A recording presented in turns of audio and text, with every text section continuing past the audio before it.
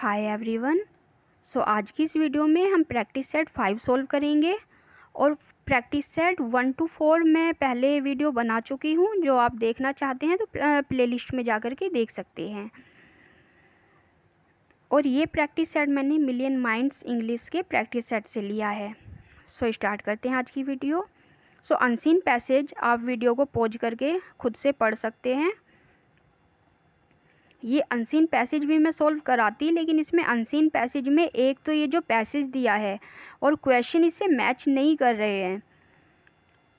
जो क्वेश्चन ये unseen passage है ये स्टूडेंट्स और इंस्टीट्यूशंस के बारे में है कि किस तरह से आजकल स्टूडेंट्स को इंस्टीट्यूशंस में किस तरह से एकेडमिक वो पढ़ रहे हैं, किस तरह से उनके वो जो उनकी स्टडी है किस तरह से काम आती है। लेकिन जो क्वेश्चन आंसर हैं ये किसी डॉग से रिलेटेड इसमें दिया हुआ है, आप देख सकते हैं। इसलिए 1st to 5th क्वेश्चन मैं यहाँ पे स्किप करती हूँ। हम शुरू करेंगे क्वेश्चन नंबर 6 से।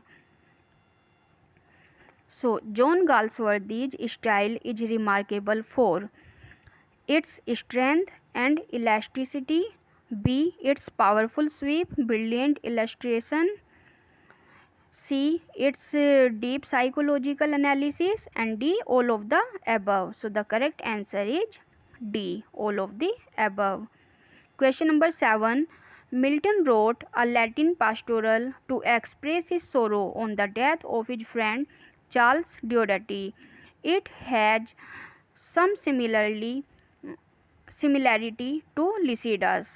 So identify it. So A. Epithemium Daemonis, B. Lycidas, C.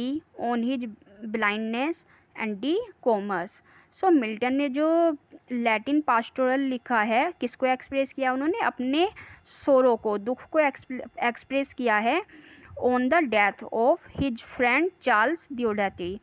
अपने जो उनका जो फ्रेंड था उसकी डेथ पे उन्होंने ये लिखा है और जो सिमिलर है लिसिडास से। तो ये क्या है?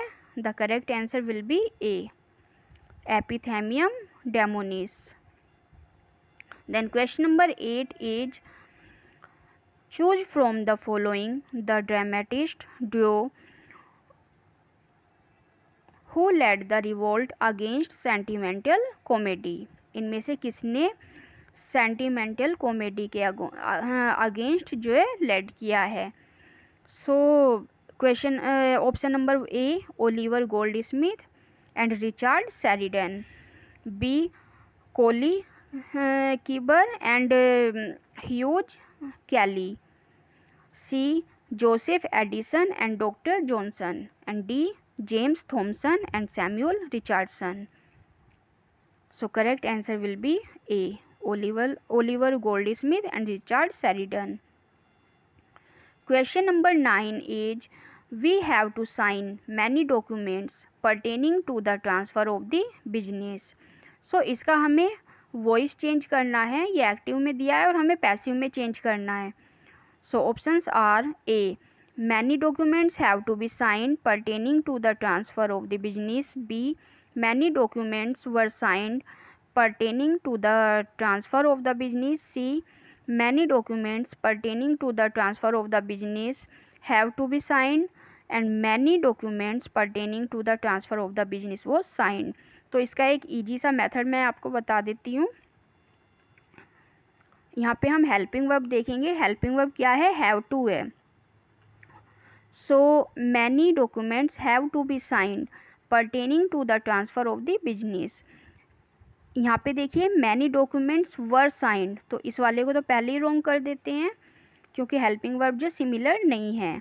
Then C many documents pertaining to the transfer of the business have to be signed and many documents pertaining to the transfer of the business वो साइंड। यहाँ पे वो जाया है तो ये भी हमारा पहले ही रॉन्ग हो जाएगा। अब हमें ए और सी में से छांटना है what is the correct answer.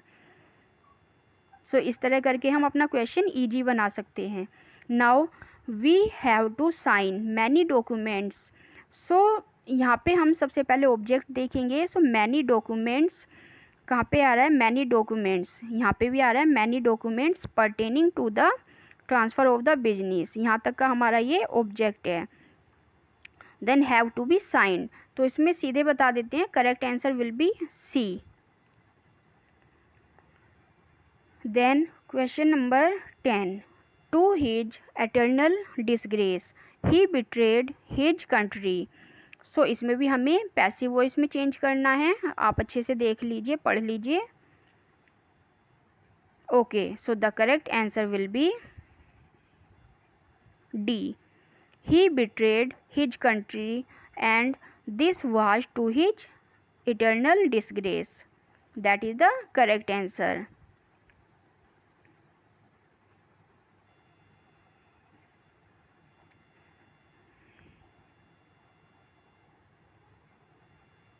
Then question number 11, Milton's on his blindness as. Milton का जो ऑन हिज ब्लाइंडनेस है वो कौन सा सोनेट है? So the correct answer will be B, Petrarchan sonnet. So Milton ने पेट्रार्कन सोनेट को follow किया है, सो ये पेट्रार्कन सोनेट में लिखा है। Question number 12 is which of the following does not belong to Galsworthy's three trilogy. अब जो गाल्सवर्दी की थ्री ट्राइलॉजी हैं उनमें से ये कौन सा बिलोंग नहीं करता? So the Forsyte Saga, modern comedy and end of the chapter, this three are trilogy. लेकिन ये जो फर्स्ट वाला है द मैन ऑफ प्रॉपर्टी, ये ट्राइलॉजी नहीं है, ये ट्राइलॉजी का फर्स्ट पार्ट है। जो पहला नोवेल है पहली ट्राइलॉजी का वो है the man of property. So the correct answer will be A. Then question number 13, the lower class was represented in Galsworthy's, the country house, the Forsyte saga, fraternity और none of the above. So the correct answer will be C, fraternity. Then question number 14, science of heredity. अब science of heredity क्या होती है? That is called B, genetics. 15, arrangement in order of occurrence, timely, chronological, chronic और temporal. अब जैसे जैसे कोई घटना घटती है तो उसको जो हम अरेंजमेंट करते हैं उनके ऑर्डर्स का, उसको क्या बोला जाता है? So that is called B, chronological. 16, why waste time reading trash. इसको हमें असर्टिव सेंटेंस में चेंज करना है। So A option is it is wasting time when one reads trash all the time. B, it is extremely foolish to waste time in reading trash. C, must you waste time reading trash foolish. And D, wasting time is foolish because one reads trash, isn't it. सो इसे हमें assertive में change करना, और जो इस form के जो sentence होते हैं वाई वेस्ट टाइम, तो इसको हम इस वाली फॉर्म में बनाते हैं, it is extremely foolish. So correct answer will be B, it is extremely foolish to waste time in reading trace. Then next question is 17, choose the option that correctly changes the voice the given sentence. इसमें भी हमें voice change करना है। So 17 question is the officer asked me my name and he jotted it down. So A option is I asked my name by the officer and jotted down by him. I was asked my name by the officer and I was jotted down by him. C, my name was being asked and had been jotted down by the officer. And D is my name was asked by the officer and he jotted it down. So इसका correct answer क्या होगा?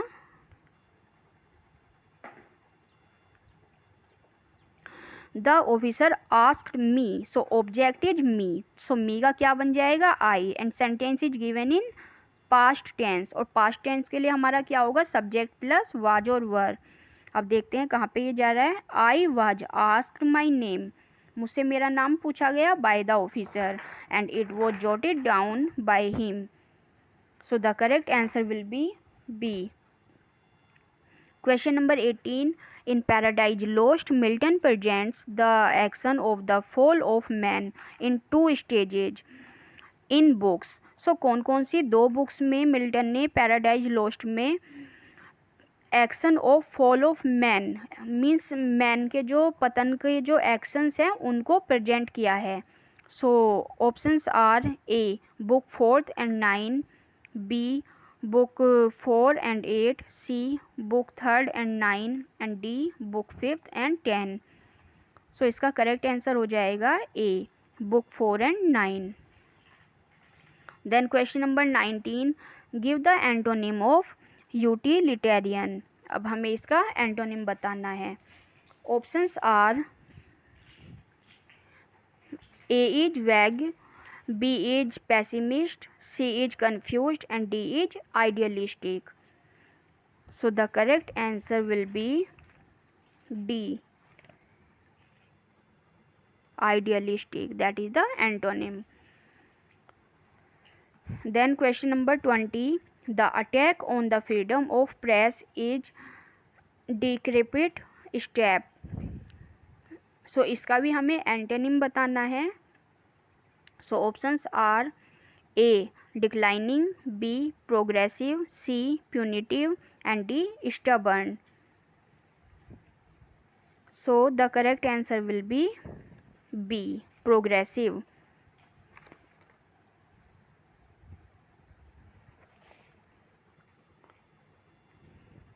Then 21, there was no humanitarian motive that promoted him to help her. सो हमें यहाँ पे भी हुमैनिटेरियन का antonym बताना है. Options are wicked, brutal, inhuman and selfish. So the correct answer will be D selfish. Now change the narration. Many happy returns of the day we said. अब हमें इसका नरेशन चेंज करना है, मीन्स डायरेक्ट टू इनडायरेक्ट और indirect to direct हमें बनाना होता है. सो इसका हमें इनडायरेक्ट बनाना है. Options are we greeted him on his birthday, B many happy returns we said to him of the day, C we wished him many happy returns of the day and D we said that many happy returns of the day of his birthday. So 22 का correct answer है C, we wished him many happy returns of the day. Then 23, Amina told us that a new store had been opened in the locality. So options are Amina said, let me tell you that a new store had been opened in the locality. B, Amina told us, it is for your information that a new store has been opened in the locality. C, Amina told us a new store has been opened in the locality. And D, Amina said, I am telling for that a new store has been opened in the locality. So 23 का correct answer है C, Amina told us a new store has been opened in the locality.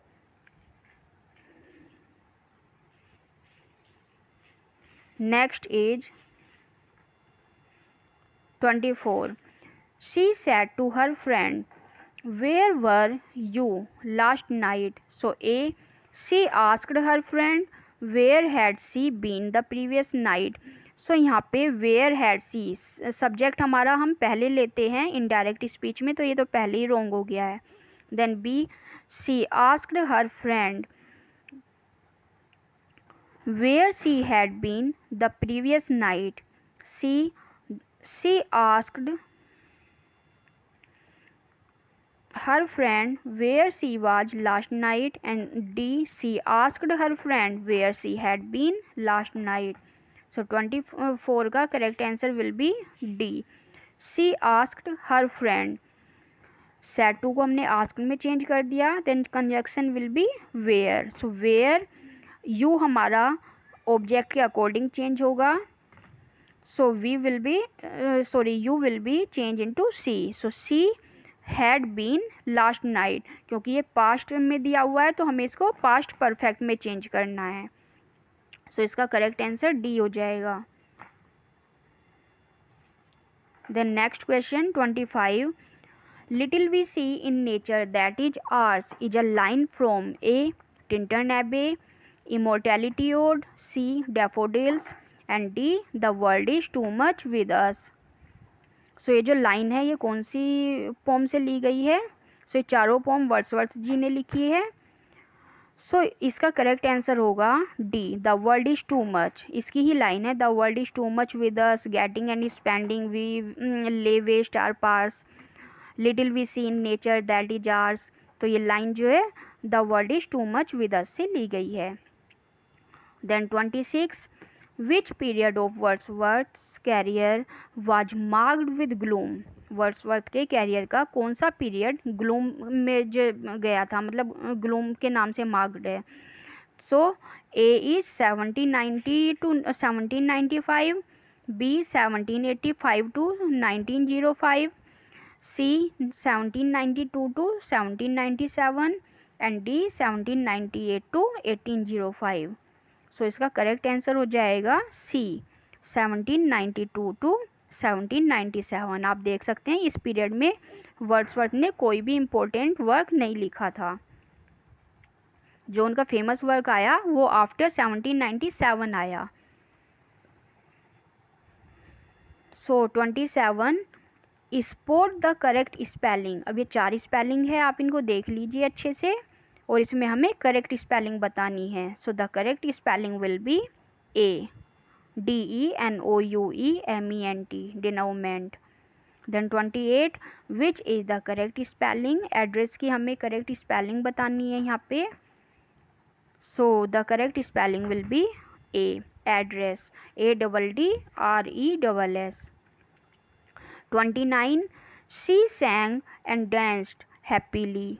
सो इसमें हमें बताना है कौन सी verb I हुई है। ये जो वर्ब है ये कौन सी वर्ब है, transitive verb, intransitive verb, verbs of incomplete prediction और रेगुलर वर्ब। सो आप देख सकते हैं अगर वर्ब के बाद में कोई ऑब्जेक्ट नहीं है, यहाँ पे हैप्पीली आया है, हैप्पीली मीन्स एडवर्ब हियर। सो अगर कोई बाद में ऑब्जेक्ट नहीं आता तो वो हमारी कौन सी वर्ब होती है, वो होती है हमारी इंट्रांसिटिव वर्ब। सो बी इसका करेक्ट आंसर है। 30, the plural for woman doctor is. Woman doctor का हमें प्लूरल बताना है और जब ये जो वर्ड होता है हमारा वुमन या मैन आए यहाँ पे, अगर ये बताता है कि मैन और फीमेल, मेल और फीमेल को बताता है तो हम दोनों में चेंज करते हैं। सो इसका करेक्ट आंसर होगा विमेन डॉक्टर्स। वुमन का विमेन हो जाएगा, डॉक्टर का डॉक्टर्स। सो दोनों वर्ड्स का यहाँ पे प्लूरल बनेगा। सो correct answer is A. 31, which sentence has an intransitive verb. इनमें से कौन से सेंटेंस में इंट्रांसिटिव वर्ब दी गई है। So he ran a long distance, the boy kicks the football, I feel a severe pain in my head and D the driver stop the train. अब देखते हैं किसके बाद में ऑब्जेक्ट दिया हुआ है। जो ऑब्जेक्ट बाद में आता है वो ट्रांसिटिव वर्ब होती हैं और जिन वर्ब्स में ऑब्जेक्ट नहीं आता वो इंट्रांसिटिव वर्ब होती है। So the driver stopped the train. अगर हम पूछें ड्राइवर ने क्या स्टॉप किया, ट्रेन को स्टॉप किया, तो ये हमारी ट्रांसिटिव वर्ब है। I feel a severe pain, so what I feel, क्या फील किया मैंने, पेन फील किया। सो पेन हमारा ऑब्जेक्ट है। Then the boy kicks the football, तो बॉय ने किसको किक किया, फुटबॉल को किक किया, तो ये भी हमारा ट्रांसिटिव है। अब देखिए we ran a long distance, so we ran हम भागे, लेकिन कितना भागे, हमारा क्या का सेंस यहाँ पे नहीं आ रहा है या किसको का सेंस नहीं आ रहा है। हम दो क्वेश्चन से पूछते हैं, क्या और किसको वर्ब से अगर क्वेश्चन पूछें तो हमारा आंसर निकलता है वो ऑब्जेक्ट होता है, लेकिन यहाँ पे कितना, तो ये हमारा इंट्रांसिटिव वर्ब है। Then 32, John Milton's description of gold as a precious bane, Paradise Lost book second is best described as. अब ये जो प्रेसियस बेन फ्रेज दी हुई है यहाँ पे, हमें इसमें बताना है कि क्या दिया हुआ है। डेक्टाइल है, ऑक्जीमोरन है, एंजैबमेंट है और जुगमा है। So the correct answer will be B, oxymoron, क्योंकि प्रेसियस मीन्स कीमती होता है और बेन हमारा नेगेटिव सेंस में जाता है। सो जहाँ पे दो ऑपोजिट वर्ड दिए हो वहाँ हमारा ऑक्जीमोरन फिगर ऑफ स्पीच होती है। Then 33, one who makes an official examination of accounts. So A auditor, B accountant, C cleric and D official. So 33 का जो करेक्ट आंसर है वो है A. Auditor. Then 34, one who looks at the bright side of the things, जो हमेशा आशावादी हो, bright side को देखता है किसी भी कंडीशन में, so he is called optimist, आशावादी. Then 35, change the narration. फिर से हमें narration change करनी है. So I exclaimed with regret that my sister had done a very foolish thing. So options are, what a foolish things my sister has done, I said regretfully. Then B, my sister said to me, I have done a very foolish thing. C, what a foolish thing you have done, my sister said to me. And D, what a foolish thing I have done, I said to my sister. इसका correct answer देखते हैं क्या होगा.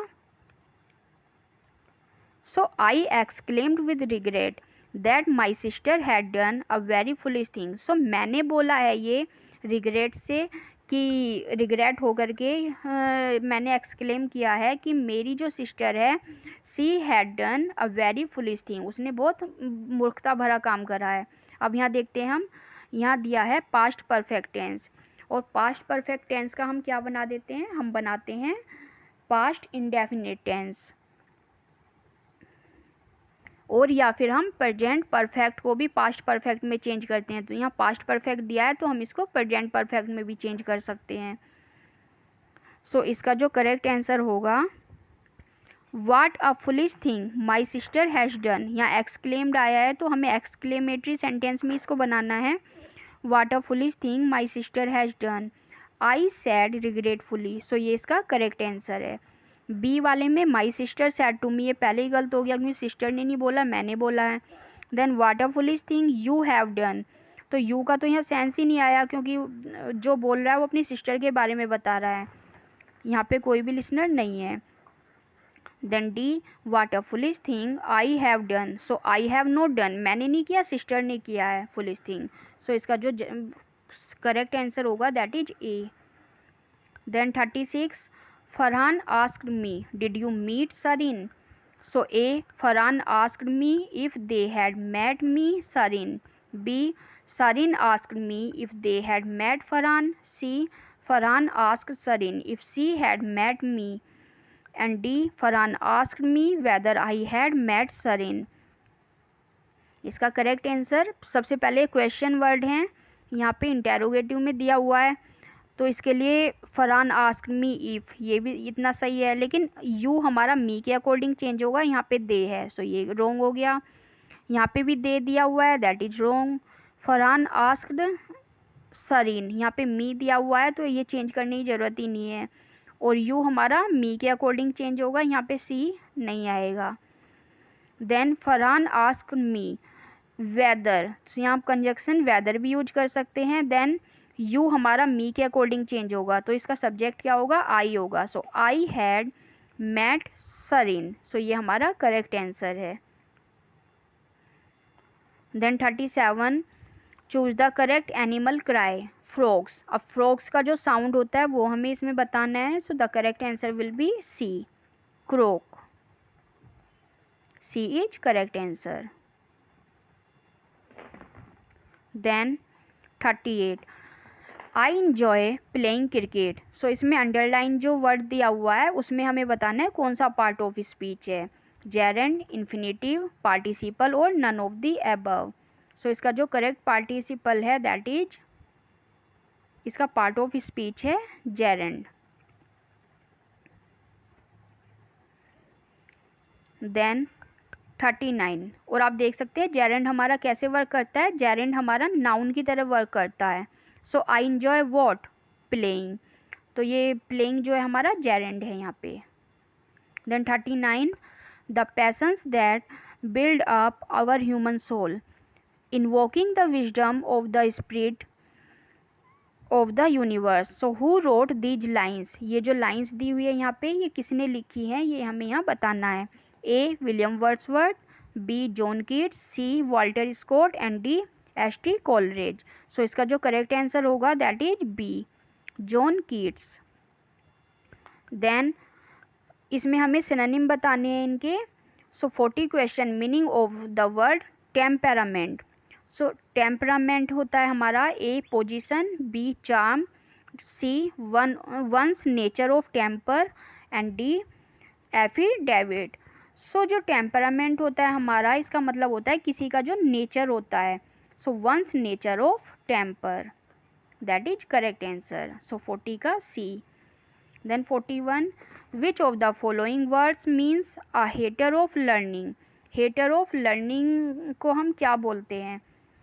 सो इसमें बड़ा easy है। Hate के लिए हम मीसो यूज करते हैं एंड लर्निंग के लिए लॉजिस्ट। सो ए इसका करेक्ट आंसर है, मीसोलॉजिस्ट। मीसोगैमिस्ट होता है जो मैरिज से हेट करता है, विवाह से हेट करता है। Then 42 to 44, select the item nearest in meaning to the bold word in the sentence below. So the economy is a semblance. So इसका हमें क्या बताना है? एंटेनिम बताना है। No, select the item nearest in the meaning. हाँ जी, इसका भी हमें सिनोनिम बताना है। So the economy is semblance. So इसका क्या होगा correct answer? Options are chaos, market, in good condition और डी इंक्रीजिंग। सो जो 42 है इसका करेक्ट आंसर होगा इंक्रीजिंग। Semblance means increasing. 43, इसमें हमें इमेटिक का बताना है। इमेटिक का सिनोनिम क्या होगा? The patient has been prescribed an emetic drug so that induces sleep, that induces allergy, that induces vomiting और दैट इंड्यूसेस क्रैम्प्स। सो 43 का करेक्ट आंसर है C, that induces vomiting. 43 divorce, इसका हमें means बताना है। A corrupt, B open a बोतल, C branch off and D cheapen. So जो 44 का करेक्ट आंसर है that is B, open a बोतल। 45, reflect Romeo and Juliet and state the meaning of my life is my foe's depths. So इस meaning का हमें sense निकालना है कि इसका सेंस क्या है। So that he had to marry someone from whose father he had taken a loan. B, that someone has trying to kill him. C, that he loved Juliet who was the daughter of the enemy of his father. और D, none of the above. So ये जो line है ये Romeo ने बोली है और किस लिए बोली है कि माई लाइफ, यानी कि जूलियट को उसने माई लाइफ बोला है। सो माई लाइफ इज माई फोज डेप्ट, यानी कि जो जूलियट है वो उसके जो फादर हैं या उसकी जो फैमिली की जो सबसे बड़ी दुश्मन फैमिली है उस फैमिली से बिलोंग करती है, इसलिए उसने ये लाइन बोली है, my life is my foe's debts. Then 46, find out the correct spelling. इन सभी स्पेलिंग्स में हमें करेक्ट स्पेलिंग फाइंड करनी है। सो 46 का करेक्ट आंसर है A, elixir. Then 47, find out the misspelt word. इसमें हमें मिस स्पेल्ट वर्ड को ढूंढना है। So the correct spelling correct answer will be D, dilemma. Dilemma की स्पेलिंग है रॉन्ग है।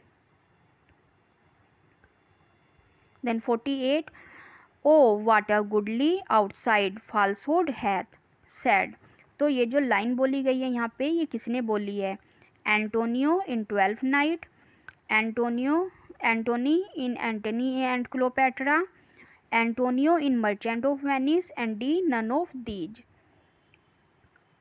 सो ये जो लाइन बोली गई है ये एंटोनियो ने बोली है in 12th Night. Then 49, I have read Godan by Premchand. So इसको हमें इंटेरोगेटिव में चेंज करना है। Options are A, does you read Godan by Premchand, B, who has written Godan, C, when did you read Godan by Premchand और D, have you read Godan by Premchand. So इसका जो correct answer हो जाएगा that is D, have you read Godan by Premchand. 50, new meaning can always be derived dash good writings. So इसमें हमें जो है correct preposition छांट के लिखनी है। So the correct preposition will be from, C is correct answer. Derived के साथ हम फ्रॉम यूज करते हैं। Then 51, the line one impulse from a vernal wood has been taken from. So one impulse from a vernal wood, ये line हमारी कौन सी poem से ली गई है? Table turn, Tintern Abbey, the world is too much with us और ode to duty. So इसका जो करेक्ट आंसर है that is A, the table turn. Then 42, which one of the following is the correctly edited sentence. इसमें कौन सा correct sentence है वो हमें फाइंड आउट करना है। So we decorated in white the kitchen last year. Then we decorated the kitchen in white last year. C, we decorated last year the kitchen in white. And D, the kitchen we decorated last year in white. सो इसमें देखिए सबसे पहले हमारा जो form होता है वो क्या होता है सेंटेंस मेकिंग का? Subject plus verb plus object. So इस वाले टर्म को, इस वाला जो ये फीचर है इसको कौन सा सेंटेंस हमारा इसको यूज कर रहा है? So we decorated subject plus verb, लेकिन in white that is not object. Here subject verb, ये लास्ट ईयर हमारा ऑब्जेक्ट नहीं है। द किचन सब्जेक्ट नहीं है क्योंकि सब्जेक्ट हमारा यहाँ है, डेकोरेटेड वर्ब है, और लास्ट ईयर ये भी हमारा ऑब्जेक्ट नहीं है।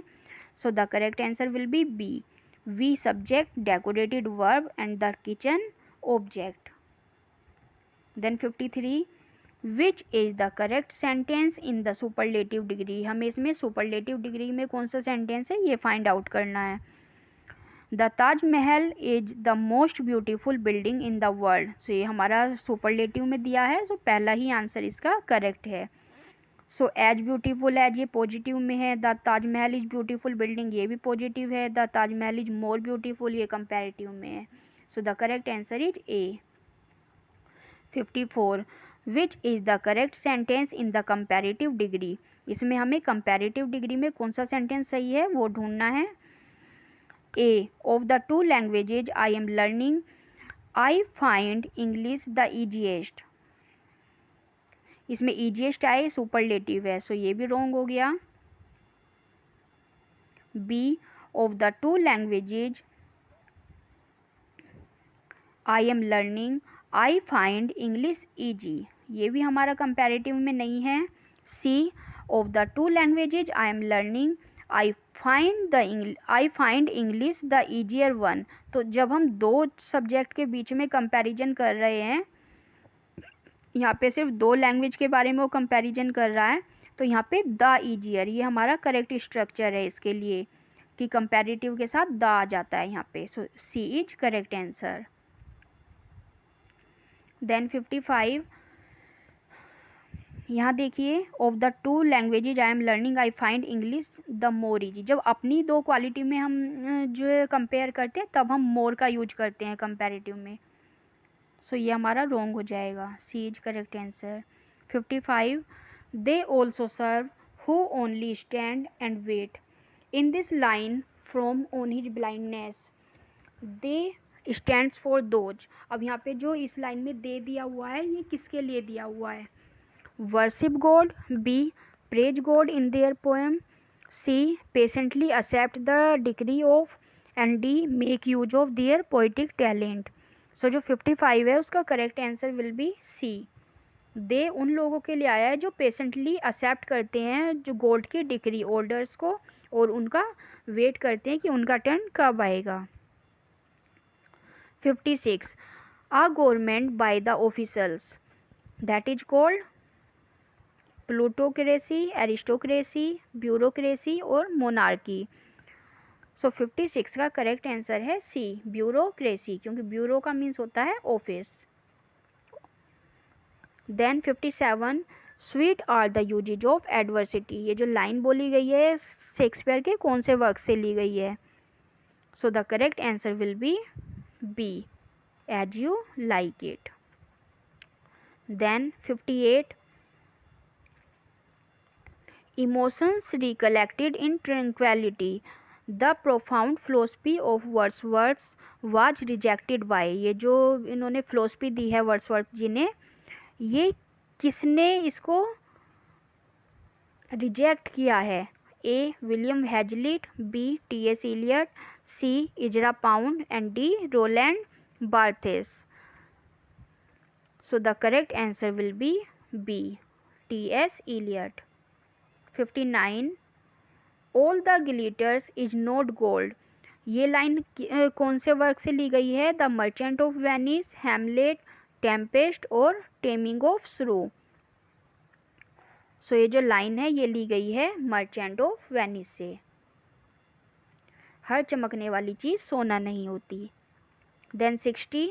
Pick out the correct spelling of the word. इसमें हमें करेक्ट स्पेलिंग फाइंड आउट करनी है, आप अच्छे से देख लीजिए. So the correct spelling will be D, platitude, PLATITUDE. Then 61.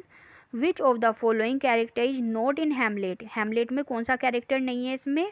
So Ophelia उसकी बिलव्ड थी, क्लाउडियस उसका जो चाचा था जिसने उसकी मदर से मैरिज की थी, और पोलोनियस ये ओफेलिया के फादर थे, और जो कैसियो है ये इस प्ले में नहीं है. So D is correct answer.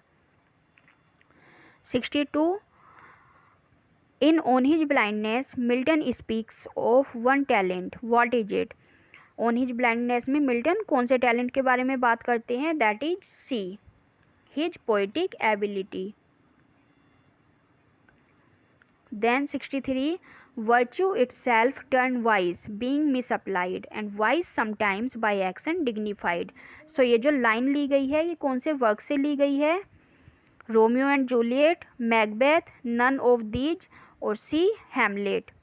सो 63 का हमारा a question is A option correct हो जाएगा. Then 64. Who commented on Shakespeare in the words, perhaps it would not be easy to find any author except Homer who invented so much as Shakespeare, who so much advanced the studies. So ये किसका comment है? A doctor Johnson, B John Dryden, C Alexander Pope and D Ben Johnson. So 64 का हमारा A option correct है, doctor Samuel Johnson. Then 65. The great thing about love is that it should know what the other wants at the moment. Where does this line appear? So ये जो line है कौन से work से ली गई है? Options are the roof, the skin game, windows और none of these. So the correct answer will be A, the roof. Then 66. Galsworthy's novels are chiefly occupied with the effect and conflict of. जो Galsworthy के novel थे वो कौन सा effect था, उसमें किस चीज़ का कॉन्फ्लिक्ट चलता था? तो वो मोस्टली क्या थे? सोसाइटी के ऊपर बेस थे, class traditions upon society. So C is correct answer. 67. Which of the following acts were not passed during the Victorian era? The Married Women's Property Right Act, B the Custody Act, C the Women's Suffrage Act and D a series of Factory Act. So 67. Which of the following acts were not passed during Victorian era? Victorian era में इन सब में से कौन सा जो law पास नहीं हुआ था, कौन सा एक्ट पास नहीं हुआ था? So the correct answer is C, women's suffrage act. और सफरेज होता है वोटिंग का जो अधिकार है, वो विमेन को अभी तक भी नहीं दिया गया था. बाकी सारे राइट्स उनको मिल गए थे लेकिन वो अभी भी वोट नहीं दे सकती थी. Then 68. Wordsworth treated nature as a living personality, lifeless object, non living personality और none of these. So the correct answer will be A, living personality. Then 69. Heteroglossia refers to A the multiple reading of a text, B just a position of multiple voices in a text, C the comments on the margins of a text and D the gloss of commentary relating to a text. So 69 का correct answer हो जाएगा A the multiple reading of a text. Then 70. Who wrote Tiger's Heart Wrapped in the Pledge Hide?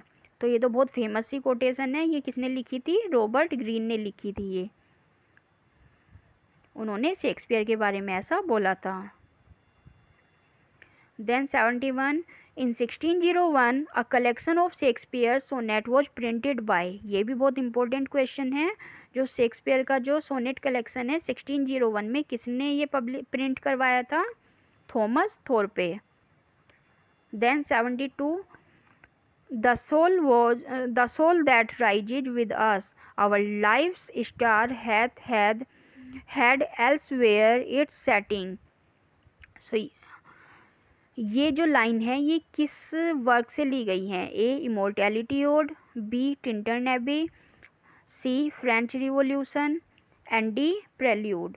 So the correct answer is A immortality ode. Then 73, the words if it were done when this was done then it were well it was done quickly। सो ये जो line है ये किसने अटर किया है, किसने बोला है इसको? हैमलेट, लियर, ओथेलो और मैकबेथ। सो इसका जो करेक्ट आंसर हो जाएगा दैट इज मैकबेथ। ये मैकबेथ ने बोली है। Then 74, the comedy of errors by Shakespeare which of the following plots और स्टोरीज। सो कॉमेडी ऑफ एरर में किसकी स्टोरी दी गई है? तो आपको पता होगा इसमें कि इसमें दो भाई होते हैं, ट्विंस ब्रदर, और दो उनके जो नौकर होते हैं वो भी ट्विंस होते हैं। तो ये जो स्टोरी है it is of twin brothers. Then 75, in which poem of Wordsworth these lines occur, we are laid asleep in body and become a living soul. तो ये कौन सी पोम से ली गई है? ये जो लाइन है ये टिंटन एबे से ली गई है। A is correct answer. Then 76, I will kiss thy lips happily, some poison yet doth hang on them, to make me die with a restorative।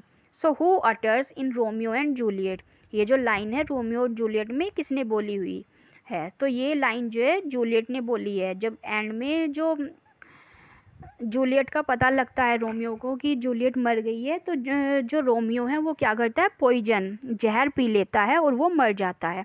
लेकिन जूलियट हकीकत में नहीं मरी थी, वो सिर्फ नाटक कर रही थी। तो जब वो उठती है और देखती है कि रोमियो मर गया है तो तब वो ये वाली लाइन बोलती है कि आई विल किस दाई लिप्स हैप्पीली सम पॉइजन, कि मैं तुम्हारे लिप्स पे किस करूँगी क्योंकि हो सकता है इस पे थोड़ा बहुत पॉइजन बचा हुआ हो जिससे मैं भी मर जाऊँ। तो ये लाइन जो बोली है ये जूलियट ने बोली है। C is correct answer. 77, his story requires Roman and kings but he thinks only of a man, कि उनकी जो स्टोरी होती है उसमें क्या होता है? रोमन और किंग्स होते हैं, लेकिन वो किसके बारे में सोचते हैं? वो सिर्फ मैन के बारे में सोचते हैं। तो ये जो लाइन बोली है ये स्टेटमेंट किसने दी है शेक्सपियर के बारे में? 77। सो options are Ben Johnson, Dryden, doctor Samuel Johnson और Matthew Arnold. So correct answer is C. Correct answer is C, doctor Samuel Johnson. 78, in which play Hillcrist and Hornblower represent aristocracy and poverty respectively। तो कौन से play में ये दो character हैं, Hillcrist और Hornblower? So options are the mob, the silver box, the skin game and loyalties. So इसका जो करेक्ट आंसर है that is C, the skin game. 79, Falder appears in, Falder कौन से प्ले में है इसमें? सिल्वर बॉक्स, लॉयल्टीज, जस्टिस और none of these. So जो फाल्डर कैरेक्टर है वो जस्टिस से लिया गया है। 80 question, what was the nickname of Milton in Cambridge? Cambridge University में मिल्टन का जो निकनेम था that was the lady of Christ. So C is correct answer here. Then 81, in whose memory has Milton composed Lycidas? So Lycidas उन्होंने किसकी memory में लिखा है? His wife Queen Elizabeth, his patron, his friend Edward King। So the correct answer is D, his friend Edward King, जो इन्होंने किस में लिखा है? 1637 में लिखा है। Then 82, who is Harold Clever in Galsworthy Justice? Girls वर्दी का जो जस्टिस प्ले है उसमें हैरोल्ड क्लेवर ये कौन है? जज, गवर्नमेंट काउंसिल, डिफेंस काउंसिल और मैनेजिंग क्लर्क। तो ये जो कैरेक्टर है ये है government counsel. 83 who called Shakespeare the largest and most comprehensive soul? Doctor Johnson, Dryden, T S. Eliot और बेन जॉनसन। सो ये जो स्टेटमेंट है किसने बोली है? ड्राइडन ने बोली है। B is correct answer. 84 sexual jealousy is a theme in Shakespeare's Merchant of Venice, Tempest, Othello और किंग लियर। सेक्सुअल जेलेसी कौन से वर्क का थीम है इसमें? सो इसका करेक्ट आंसर हो जाएगा C, Othello. Then 85 the real villain in Galsworthy's play are.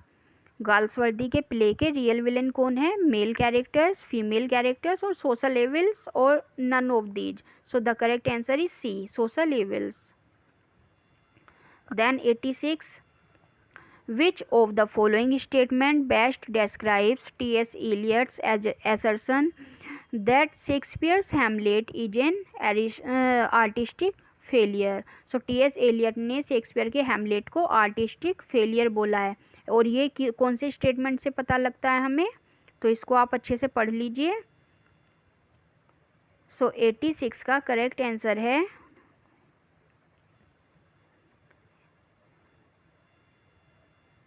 A.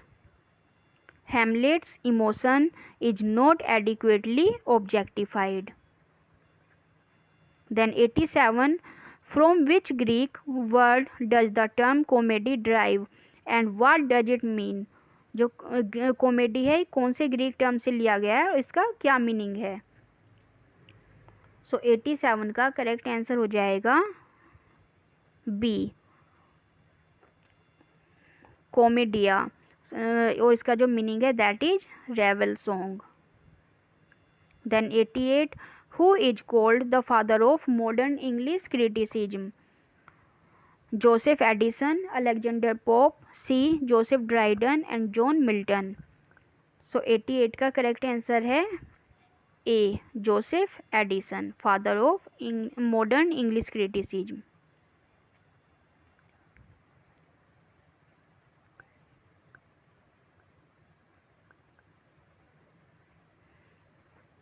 इसमें मुझे थोड़ा डाउट है क्योंकि मुझे इसमें जॉन ड्राइडन लग रहा है, मे बी उसने पॉपुलराइज किया है और ये जो है जो फादर हैं उनके वो जोसेफ एडिसन है। So don't be confuse in it. हमें क्या लगता है इसका जॉन ड्राइडन ठीक लगता है आंसर, लेकिन इसका जो करेक्ट आंसर है वो जोसेफ एडिसन है। जॉन ड्राइडन ने इस टर्म को पॉपुलराइज किया है और जो फादर है वो हैं Joseph Addison. So A is correct answer. Then 89 Wordsworth wrote the prelude in. Wordsworth ने प्रेल्यूड कितनी बुक्स में लिखा था? सो ये बहुत इंपॉर्टेंट क्वेश्चन है। उन्होंने 14 बुक्स में ये लिखा था prelude. Then 90 all age if I have grace to use it, so as ever in my great task master's eye। so these remarkable lines occur in, ये जो लाइन्स हैं ये कहाँ से ली गई हैं? ऑप्शंस को अच्छे से पढ़ लीजिए आप। सो इसका करेक्ट आंसर हो जाएगा B, John Milton sonnet on his blindness.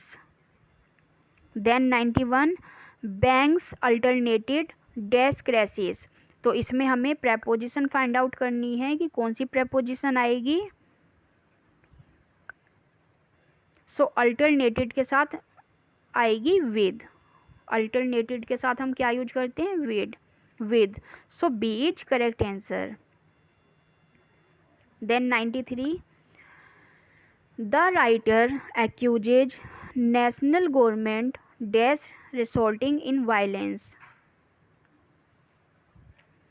सो इसकी जो करेक्ट प्रेपोजिशन है दैट इज ऑफ। गाइज पूरा प्रैक्टिस सेट एक बार बनाने में थोड़ा प्रॉब्लम होती है, गला भी सूख जाता है बोलते बोलते, तो आप अपने फीडबैक ज़रूर दीजिए कि आपको वीडियोज कैसी लग रही हैं या आप इसमें कुछ और चेंजेस भी चाहते हैं नहीं।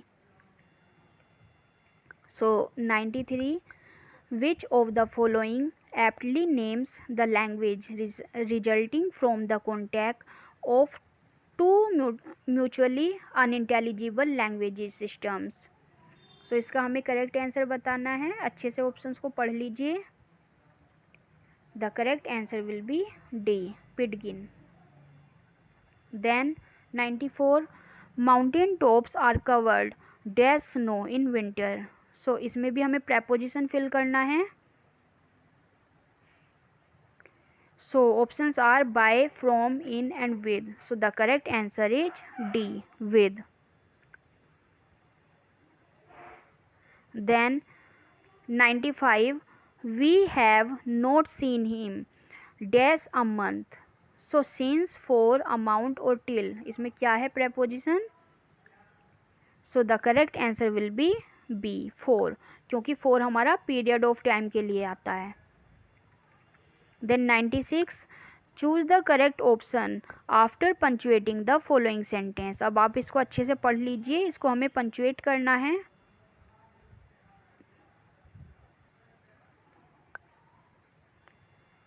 वीडियो को पॉज करके ऑप्शंस को अच्छे से देख लीजिए.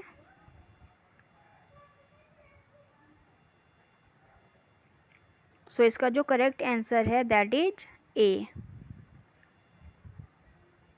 Then 97, it's no skin off my nose means, इसका हमें मीन्स बताना है. सो इसका जो करेक्ट आंसर हो जाएगा that is C.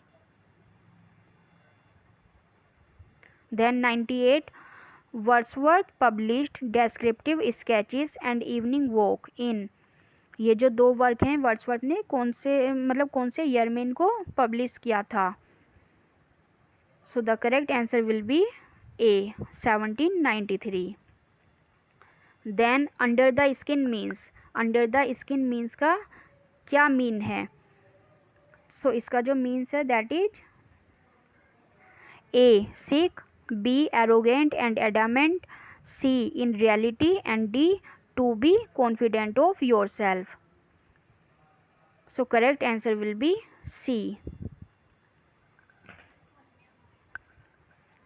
100 is Shivaji won his laurels in the battle. So laurels का मीन्स होता है यहाँ पे ख्याति, नेम और fame. So Shivaji won his laurels in the battle, तो इसका हमें यहाँ मीनिंग बताना है. सो 100 का जो करेक्ट आंसर हो जाएगा that is C, acquired distinction. 101, the best policy is to be in a dog's age. So in a dog's age, ये जो फ्रेज दी हुई है इसका जो करेक्ट मीनिंग है वो हमें यहाँ बताना है. आई होप आपने सही आंसर ढूंढ लिया होगा. सो इसका जो मीनिंग है that is in a very long time. Then 102, he was ready for batten down the hatches. A, battle, B, prepare for difficulty, C, absent minded and D, sleeping sound. So 102, the correct answer will be B, prepare for difficulty. 103, what is euphemism? euphemism का हमें correct meaning बताना है. सो इसमें don't be confuse, euphemism और यूफिज्म दोनों अलग अलग term हैं. और इसका जो करेक्ट आंसर है that is C, pompous and affected style of writing. Then 104, which one of the following is Plato's beliefs acts was Shelley countering by saying that poets are the unacknowledged legislators of mankind. So इसका जो correct answer है that is C, preference for legislators over poets. 105 is to see him act is like reading Shakespeare by flashes of lightning, about which Shakespearean actor Coleridge wrote the above line.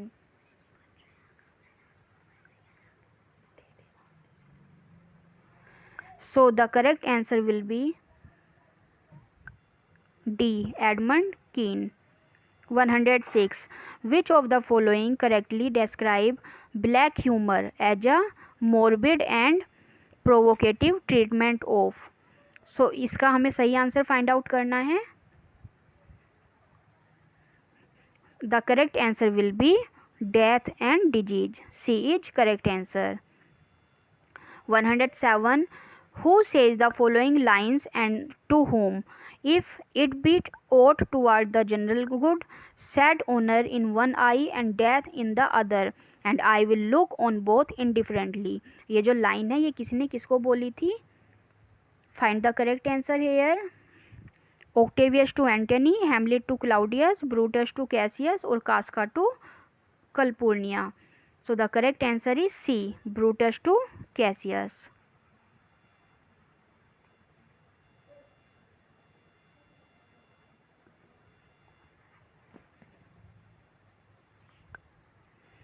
109.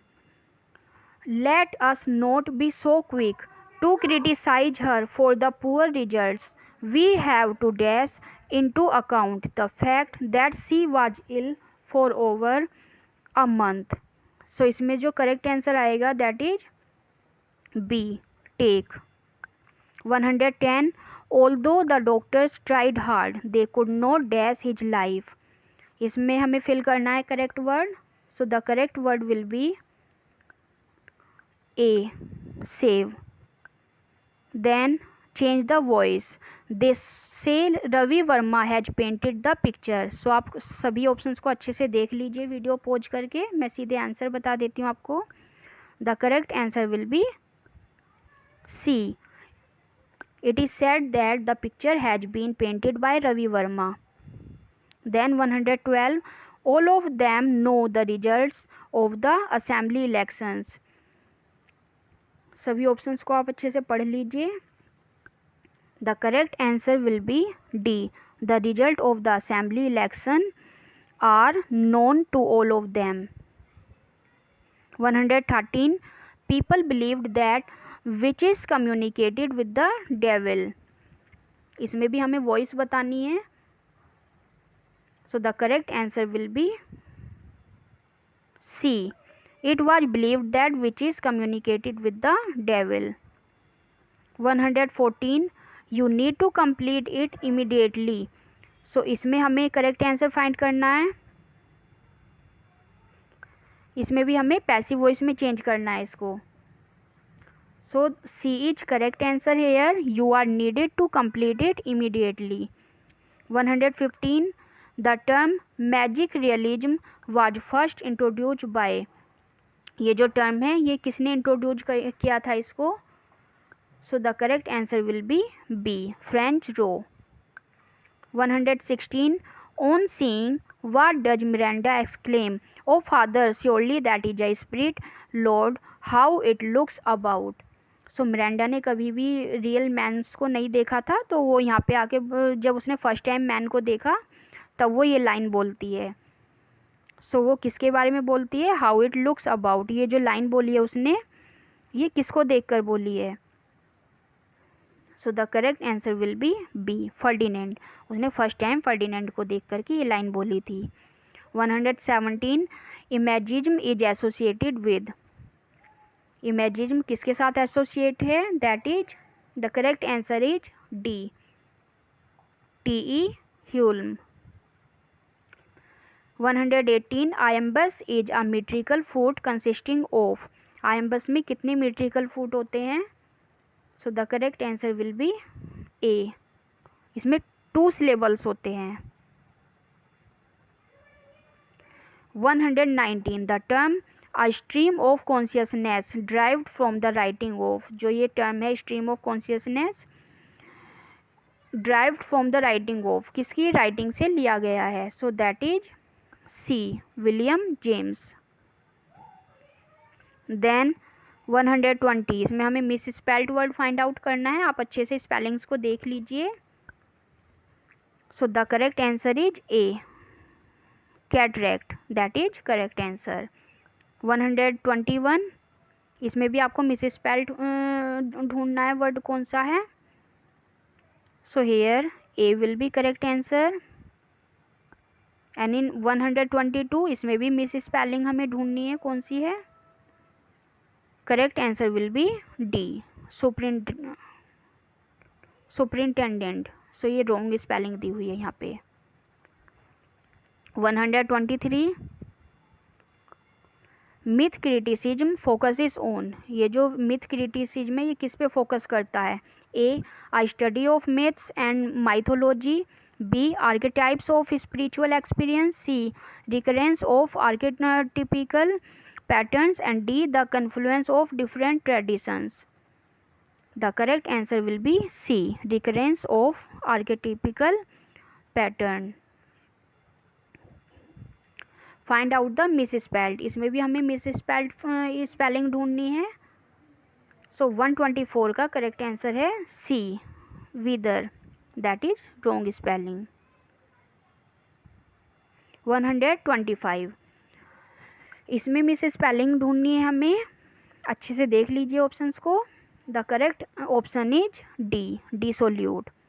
So I hope आज की video आपको पसंद आई होगी। अगर video पसंद आई है तो please इसको अपने फ्रेंड्स के साथ शेयर कीजिए और अपने फीडबैक्स आप मुझे ज़रूर दीजिए कमेंट बॉक्स में।